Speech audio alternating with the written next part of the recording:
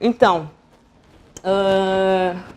bom, o desafio, né, que foi colocado pelo Paulo quando ele me convidou para fazer parte dessa mesa era trazer, obviamente, alguns aspectos sobre inovação, considerando que é uma das linhas de pesquisa que eu trabalho e já vem de alguns anos trabalhando especificamente com temas relacionados à inovação, né?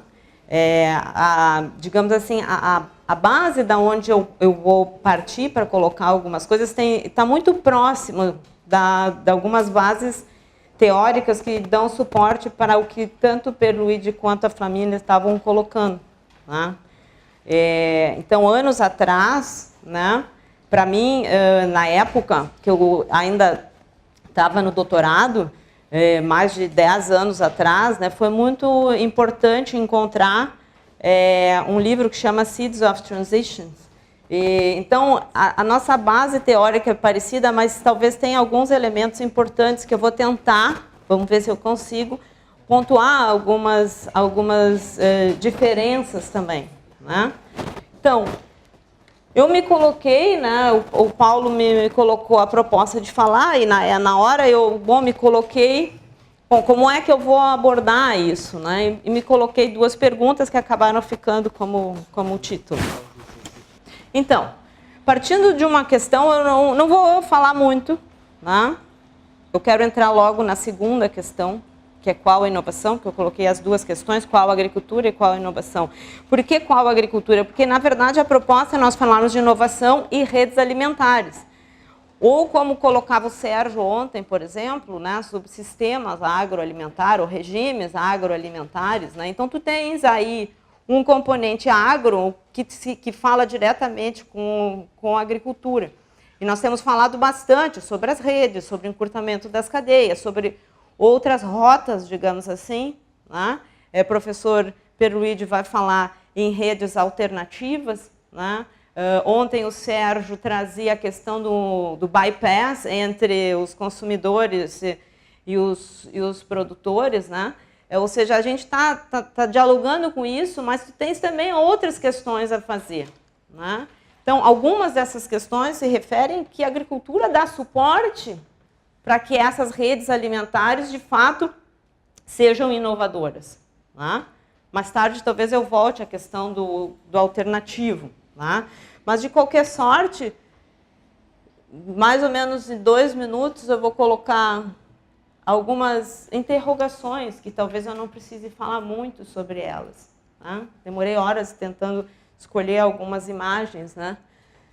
Então, qual agricultura? Né? Qual agricultura, ou quais agriculturas, talvez fosse uma pergunta mais adequada, né? No sentido de que padrões, que formatos tecnológicos, que formas de produzir, que tecnologias, né, elas estão em questão quando nós estamos falando em produzir alimento para abastecer diferente, né? Então, algumas dessas imagens, elas nos ajudam a, quem sabe, pensar um pouquinho, né?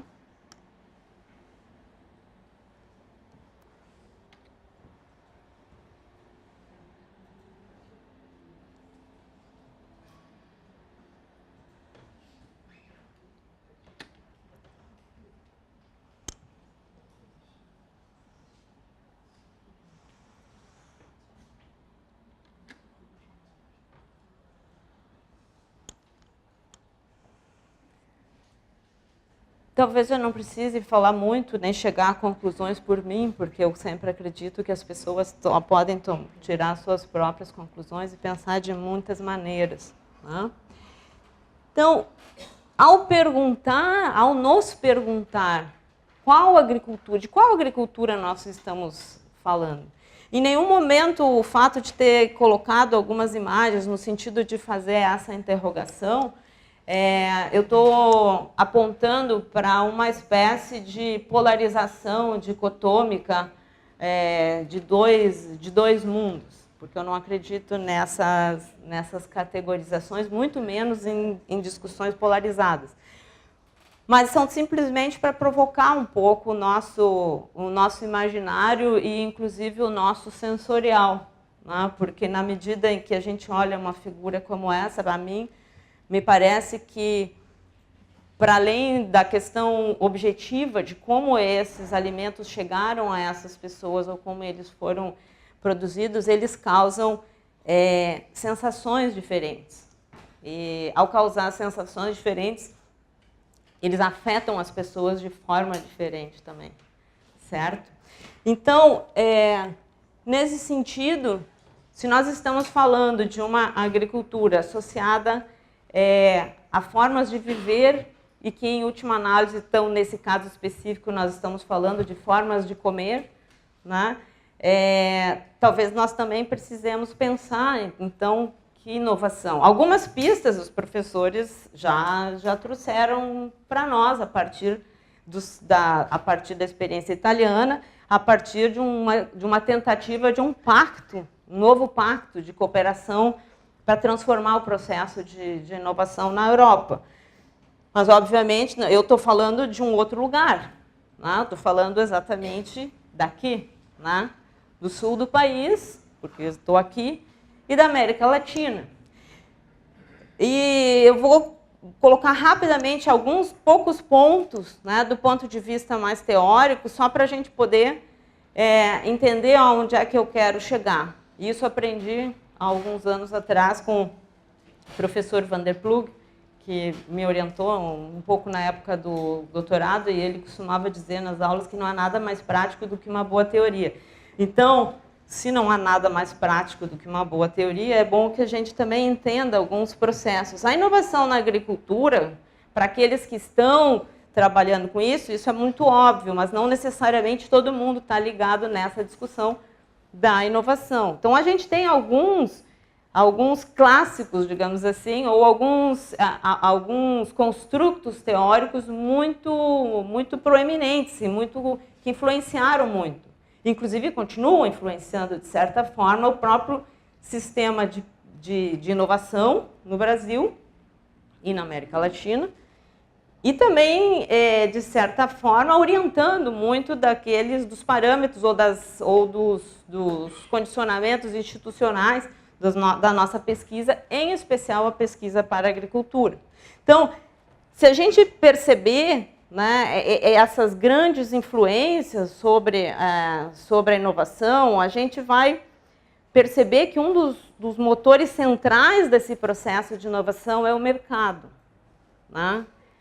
Obviamente, os colegas que trabalham com o mercado estão questionando que mercado, ou quais mercados, ou como se faz esses mercados. De qualquer forma, do ponto de vista da inovação, isso já estava colocado, né?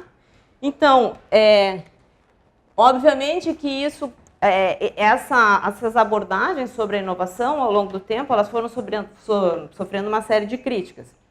Eu destaco, em especial, as críticas que vão questionar, né, alguns elementos dessas abordagens mais proeminentes no debate da inovação, porque elas vão questionar justamente a separação nessa análise, a percepção, né, de que há uma cisão entre o que é social e o que é técnico.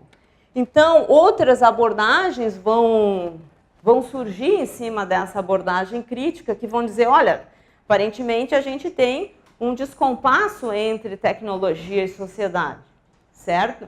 Então, se a gente tomar alguns dos elementos trazidos ontem pelos colegas, alguns dos elementos trazidos agora pela manhã, a mim parece que nós continuamos com esse descompasso, porque as pessoas, elas querem comer outras coisas, elas querem acessar a outros tipos de alimentos, os agricultores jovens querem produzir de outra maneira, querem se relacionar com seus vizinhos de outra forma, quem sabe querem se relacionar com os próprios pais de outra forma, né?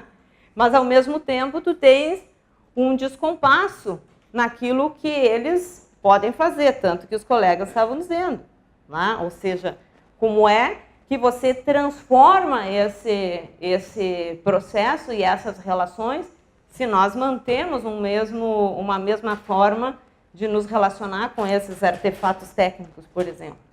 Então, essas abordagens que interrogam o paradigma científico cartesiano, por exemplo, e todo um conjunto aí de autores e teóricos que vão trabalhar em cima disso. A permanente confusão que nós temos entre técnica e tecnologia, né? Nós não temos tempo aqui agora para estar dando uma aula aqui sobre teoria, nem sobre isso, mas nós temos um permanente mal entendimento, né? Uma não conversa sobre essas diferenças. E quando a gente fala de sustentabilidade, normalmente a gente pensa na sustentabilidade ou do sistema produtivo, enfim, ou acresce aí as dimensões sociais, econômicas, ambientais e tal. Mas, na verdade, tem um conjunto grande, né, de produção científica apontando e mostrando que a insustentabilidade ela está enraizada nesses padrões institucionais, organizacionais, comportamentais, e essa é um dos pontos mais importantes, ou talvez uma das barreiras mais importantes para esses processos de transformação, né? Então, esses padrões institucionais, né, estabelecidos a partir de uma série de regras, né, em diferentes regimes, o regime científico, o regime tecnológico, o regime do mercado, etc. Esse conjunto, né, de regras que se coordenam, né, elas conformam aquilo que a gente chama de regime sociotécnico, que é um parente próximo do regime tecnológico, né? Então, para além do regime tecnológico, essa abordagem é trabalhar com a ideia de regimes sociotécnicos, que vão emergindo e se transformando em dominantes na medida em que esse conjunto, né, da sociedade, ou esse conjunto de várias esferas de ação, elas vão se coordenando, certo? Então, nós não tivemos uma transformação no sistema agroalimentar unicamente porque nós tivemos um avanço tecnológico nesse sentido. Nós tivemos uma mudança no sistema agroalimentar porque nós tivemos uma mudança tecnológica que foi coevoluindo com outros processos políticos, sociais, comportamentais, culturais, etc.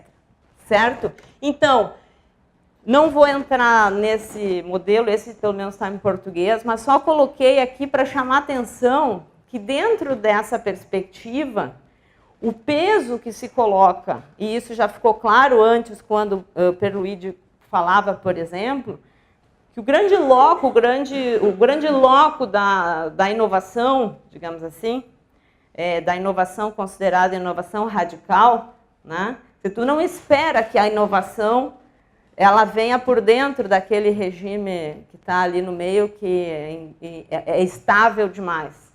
Então, muitas vezes, o que nós estamos chamando de inovação, né, o que o senso comum muitas vezes chama de inovação, aquilo que está no jornal todos os dias, né, muitas vezes são incrementos por dentro do próprio regime. Então, na medida em que, se nós questionarmos qual agricultura, nós questionarmos qual desenvolvimento, nós questionarmos qual é a forma que nós desejamos viver, né, talvez nós tenhamos que questionar essa inovação. Então, eu também, assim como a Alisson ontem, eu considero esse modelo muito linear, tem outras formas de trabalhar isso, eu só coloquei aqui no sentido de chamar a atenção de que a partir dessa perspectiva, e ela alimenta a perspectiva que eu vou apresentar logo em seguida, há um entendimento de que as inovações radicais, elas partem daquelas setinhas, dessas setas que se colocam ali. Ou seja, é das experiências localizadas e territorializadas que nós podemos esperar as maiores inovações. Por dentro do regime, em geral, as inovações são incrementais. Elas são inovações que vão reproduzindo e reforçando um regime que está ali e está colocado como dominante. Vejam que eu estou colocando muito rapidamente, eu gostaria imensamente de discutir isso de uma forma mais aprofundada, quem sabe, enfim, do ponto de vista teórico, tem muita coisa para discutir aí, mas esse não é o espaço nesse momento. Eu trouxe 2 dados, na verdade, só para nós entendermos um pouco como esse regime dominante, esse mainstream, digamos assim, estabelecido, né, ele tem... A gente poderia analisar isso a partir de vários olhares, né? Eu trouxe 2 elementos só. Esse ele faz parte de uma publicação da Embrapa, que chama Embrapa em Números, né? Ela é de 2016, então recolhe essas informações, né? E uma das coisas que a gente percebe, as letrinhas são pequenininhas, esse gráfico ele mostra o número de cultivares da Embrapa registradas com mais de 10 registros por espécie. Então, nos últimos anos, aquela primeira coluna são as cultivares de soja. A segunda coluna de milho, depois arroz, laranja, feijão e sorgo, e depois começa a diminuir, certo? Então, quando a gente está falando de inovação, por exemplo, uma das formas que existe de medir o quanto se inova e o quanto essa inovação impacta, né, é a chamada assim, tu vai medindo, tu vai contando, né? Quantas patentes, quantas cultivares, quantos processos, né? Essa é uma forma de avaliar como estamos avançando do ponto de vista tecnológico. Essa é uma abordagem que prevalece nas instituições de pesquisa. E por isso o esforço, inclusive, da Embrapa de evidenciar isso, né? Então, esse dado nos mostra, por exemplo, que o investimento público, né, em pesquisa agropecuária ou pesquisa agrícola nos últimos anos investiu muito, né, em produzir cultivares de soja, certo? Esse é um investimento público em inovação. E o que eu estou chamando a atenção é para as nossas não compreensões. Então, quando a gente lança no Brasil, ou a Embrapa lança uma nova cultivar geneticamente modificada de soja, isso é considerado inovação. Isso é chamado de inovação. Isso é medido como inovação. Agora, a questão que fica cada cultivar nova, geneticamente modificada, que a Embrapa lança, a partir do investimento público na pesquisa e do investimento público em recursos humanos. Porque as pessoas que produzem esse tipo de tecnologia e esse tipo de conhecimento, muitas vezes também tiveram a sua formação acadêmica financiada pelo recurso público. A pergunta que nós podemos fazer é qual é o benefício público desse investimento, certo? Porque também tem crescido, eu não coloquei o dado aqui, né, vários dos contratos público-privados, né, onde a Embrapa desenvolve tecnologia, mas, na verdade, quem depois, de fato, comercializa a tecnologia não é a Embrapa, certo?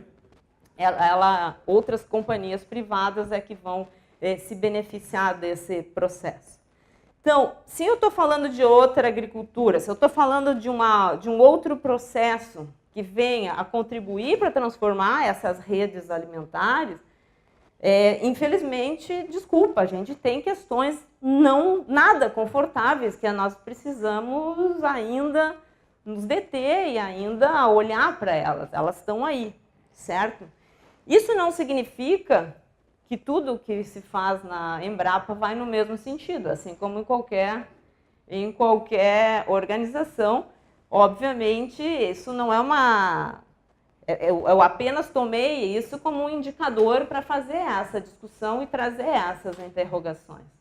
Por exemplo, a própria Embrapa tem desde 2006 o marco referencial de agroecologia. Tem uma rede de pesquisadores dentro da Embrapa trabalhando, né, dentro do possível a partir desse marco estabelecido, por exemplo, em 2006. Então, tomem isso apenas como um indicador, né? O segundo indicador que eu trago para fazer essas interrogações é um outro dado que também está na mesma publicação de 2016 da Embrapa, e que vai mostrar os recursos que foram investidos por macroprograma. Não sei se todos sabem, a Embrapa ela tem 6 macroprogramas. Dentro dos macroprogramas, os projetos de pesquisa, eles são alocados e são, então, avaliados, né, inclusive por avaliadores externos. No momento, o Paulo é um avaliador do macroprograma 6, eu já fui do macroprograma 1. Então, o que eu quero mostrar com isso? Ali embaixo estão pequenininho ali os macroprogramas. Macroprograma 1, grandes desafios nacionais, é a primeira coluna, certo? Onde é que nós temos um investimento maior em projetos? No macroprograma 2, que se chama competitividade e sustentabilidade. Depois nós temos o 3, que é o desenvolvimento tecnológico incremental. O macroprograma 4, que é transferência de tecnologia e comunicação empresarial. O 5, que é desenvolvimento institucional. E o 6, que é desenvolvimento da agricultura familiar e sustentabilidade no meio rural. Esse é o macroprograma mais jovem entre todos eles, né? E talvez não só por ser o mais jovem, também é o mais pequenininho ali, né? Então, é onde os investimentos públicos em pesquisa, na Embrapa, vejam bem, é apenas um recorte, não significa o todo, né? Então, o menor investimento nos projetos de pesquisa foi exatamente no macroprograma 6. E, obviamente, vai ser menor ainda na medida em que todos vão diminuir, porque, recentemente, semana passada, foi anunciado mais um corte de recursos para a Embrapa, se não me engano, na ordem de 28%. Então, esses 2 indicadores, né? Em que tecnologia o recurso público está sendo investido, né? Em que tipo de projeto tem o maior suporte institucional e o maior suporte orçamentário. Então, são 2 indicadores que eu trago para continuar questionando qual inovação, né, nós estamos falando e para quê, né? Ok. Então, não vou me deter nisso, não vou perder muito tempo, mas essa é uma das linhas apontadas nesse documento como o futuro do investimento público em pesquisa. E o investimento público, por exemplo, que fala mais diretamente com o que nós estamos discutindo aqui, que são as redes alimentares, por exemplo, é o desenvolvimento via biotecnologia de cultivares biofortificadas, de arroz, batata doce, feijão, mandioca e milho, né? Que é promover, engenheirar essas cultivares no sentido de elas proverem alguns componentes nutricionais para a população. Então, essa, aparentemente, é uma estratégia, né, ainda dominante, digamos assim, no nosso chamado sistema de inovação para a agricultura no Brasil. Ou seja, isso também, já lá no início da década, lá no início do milênio, lá em 2002, esse livro é um livro publicado pelo CNPq, que fala de inovação e tradição na agricultura familiar. É uma das poucas publicações do Brasil que reúne alguns capítulos que trabalham com isso. E lá naquele livro de 2002, né, alguns dos seus autores já alertavam para o fato de que tinha que mudar o sistema de inovação para atender a agricultura familiar. Nesse caso, ele dizia assim: viabilizar o processo de gestão, de organização, da produção, de adequação do aparato normativo, de promoção da diferenciação de produtos, visando a criação de oportunidades de inserção competitiva dos produtores rurais de economia familiar. A pergunta é, ao discutir a transformação no processo de inovação para a agricultura familiar, a mim, pelo menos, coloquei só um trecho, veja que o motor desse processo continua sendo o mercado. Continua sendo um mercado ao qual a agricultura familiar precisa adaptar-se para ser competitiva neste mercado. Certo? Isso lá no início dos anos 2000. No mesmo livro, né, ao discutir qual é a proposta de inovação para a agricultura familiar? Né? Propõe um sistema diferenciado de inovação tecnológica que atenda simultaneamente imperativos peculiares, a agricultura familiar, e aqueles vindos do mercado pela criação de uma nova institucionalidade, capaz de combinar, no âmbito da política, dos programas de inovação, o espírito schultziano e schumpeteriano de inovação tecnológica. Então, veja bem que lá no início dos anos 2000, quando há esse intento de discutir, um primeiro intento de discutir qual inovação ela vai para a agricultura familiar, os colegas fazem o quê? Ressuscitam duas bases teóricas, né? Sabem quem é o Schultz? Schultz, da teoria da modernização, é o próprio. E temos que também sair da sua tumba também o nosso querido Schumpeter, que foi um dos primeiros a discutir sobre inovação. Então, vamos ressuscitar esses dois espíritos, schultziano e schumpeteriano, para pensar a inovação para a agricultura familiar.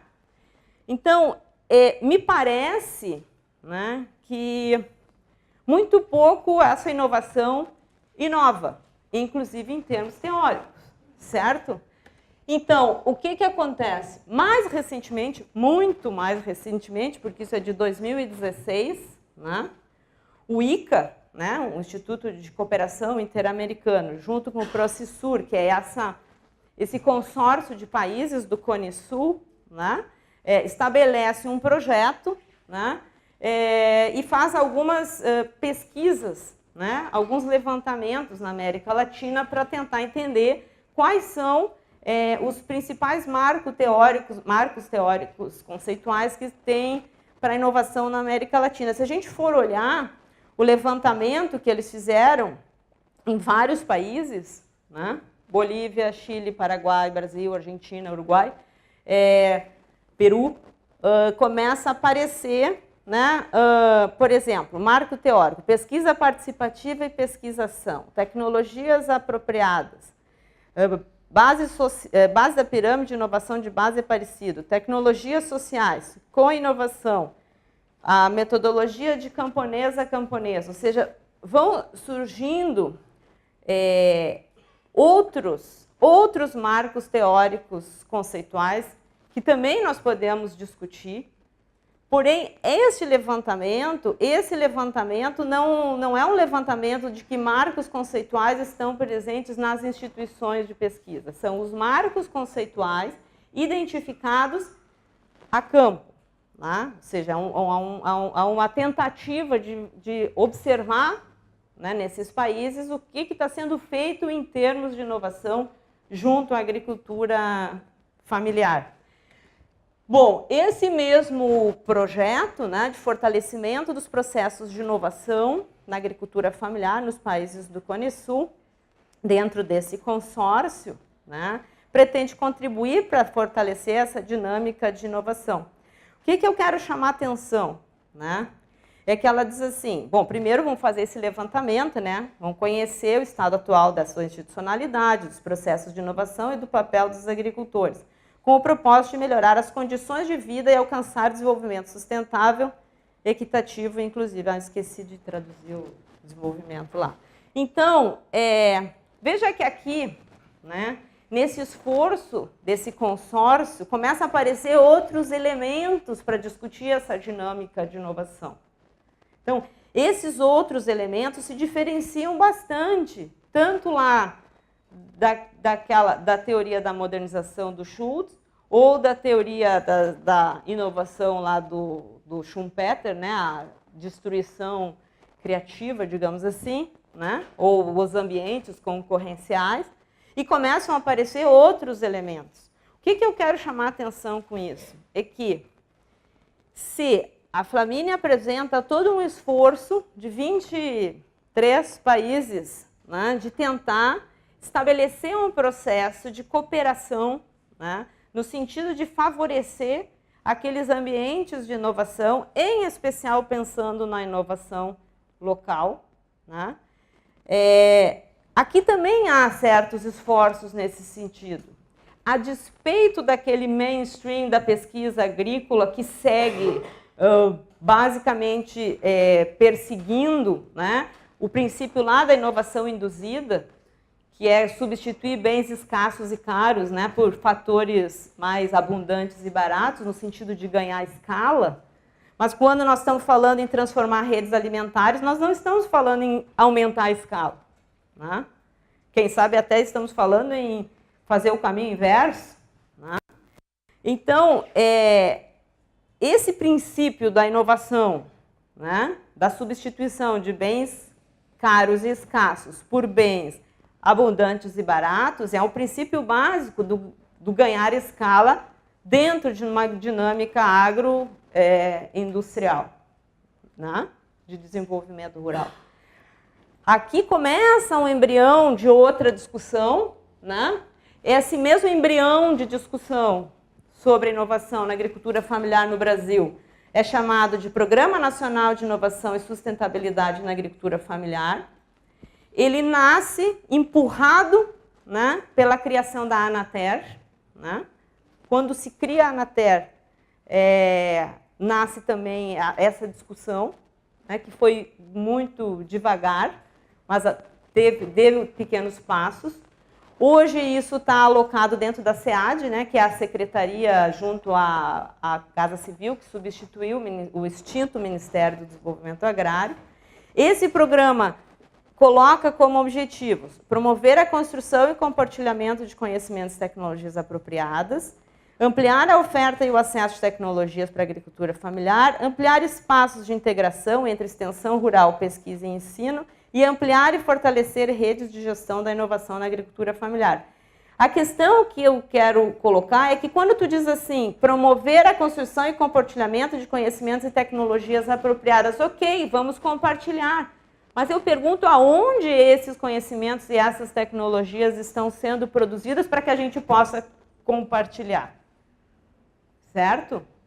Então, de qualquer forma, a gente não sabe nem se esse plano vai seguir, mas eu acho que ele traz vários ensinamentos, porque de qualquer... Sim?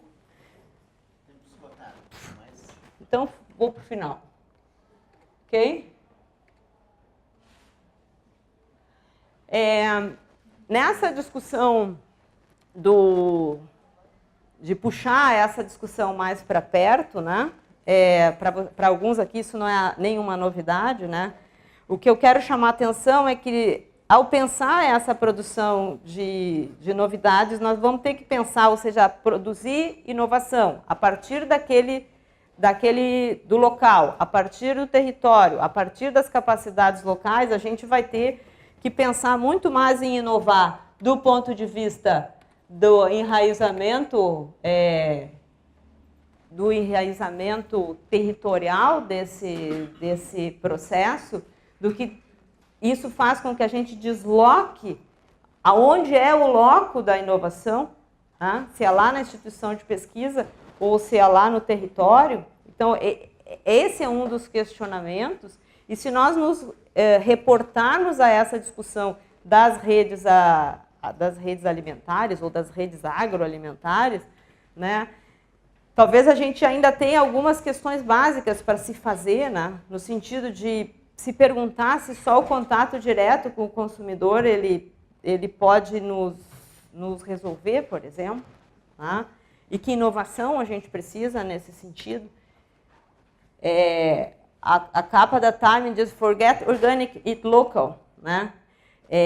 Aí eu me questionei quando eu vi isso, só a proximidade vai transformar, né? Ontem o Fiorese estava aqui, fez uma pergunta nesse sentido, né? Disse, bom, por que nós não fazemos feira com os produtos locais, só pensando nos ecológicos, enfim. Ou seja, eu acho que essa é uma questão em aberto e ela dialoga diretamente com o que nós vamos inovar para poder pensar. São coisas diferentes, né? São coisas diferentes. E esse negócio só de apropriar a tecnologia, não sei se vai funcionar. Se nós só pegarmos uma tecnologia que foi pensada para um outro formato, para um outro modelo, para uma outra rede agroalimentar, e nós vamos apropriar, torná-la menorzinha para a agricultura familiar, vamos adaptar normas para a agricultura familiar ou nós vamos promover alguma transformação de fundo, né? Então, talvez só mudar a base técnica da agricultura também não resolva, do ponto de vista de transformar as redes agroalimentares, que é um pouco essa pergunta que eu me fiz. E para finalizar, né, lembro que uma das diversidades que nós temos, e que talvez ela seja um pouco inviabilizada, porque é a forma com que as pessoas decidem viver e a forma com que a expressão dessa forma que as pessoas resolveram viver, ela se expressa também nessas tecnologias, que era um pouco que também o professor Perluide falava antes. Então, dar margem para essas diversidades, dar margem para essa forma que as pessoas escolheram viver, talvez esteja mais relacionado à inovação do que a gente imagina. E isso vai nos forçar a pensar outras ferramentas para poder trabalhar com essas transformações. Ok, passei do tempo, perdão. Ok.